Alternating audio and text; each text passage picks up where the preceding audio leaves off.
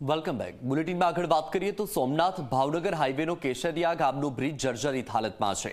Bridge બનાવે માત્ર 3 વર્ષ થયા હોવાથી ભ્રષ્ટાચાર થયો હોવાની આશંકા સેવાઈ રહી છે. બ્રિજમાં ફૂટ ડામરની પૂણી કરી દેવાઈ. કેશરિયા ગામ નજીકથી દીવ જવાના બોર્ડ પણ નથી લગાડવામાં આવ્યા. સ્થાનિકોએ અનેક રજૂઆતો કરી છતાં કોઈ નિરાકરણ આવ્યું નથી. આ બ્રિજ પર કેટલીક વખત અકસ્માતના બનાવ પણ બન્યા છે. હાલ બ્રિજ પર ફરી નેશનલ હાઈવે ઓથોરિટી સમારકામની કામગીરી કરી રહી છે.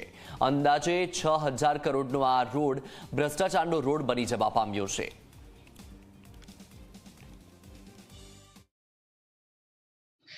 આ પુલ પહેલેથી જ આ રીતના બનાવ્યો ને ત્યારથી જ આ રીતનો છે પુલ. જ્યારે આમાં ઓલું ડાંબરનું કામ કર્યું ને ત્યારનો આ રસ્તો બે અહીં ગમે ત્યારે વાહન લઈને આવો એટલે વાહન ઓછું થાય. અહીંયા અકસ્માત હમણાં જ ભાવનગરની 4 વ્હીલ ગળી ગઈ હતી. આ લોકો કામ નતું ચાલુ એ પહેલાં જ ભાવનગરની 4 વ્હીલ ચાલુ ગળી ગઈ હતી. એને રાતે અમે કાઢી હતી. હવે આ નેશનલ હાઈવે વાળા છે એ લોકો આના પર કામ કરવું જોઈએ અને આને પહેલેથી કામ કરે તો પણ આવડું આ બેઠી જાય છે, બરોબર. તો આના માટે નેશનલ હાઈવે વાળાને કમ્પ્લીટ કામ કરવું જોઈએ.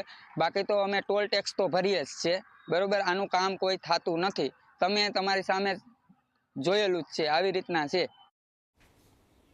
હવે વાત કરીશું વિનાશકારી વિકાસની.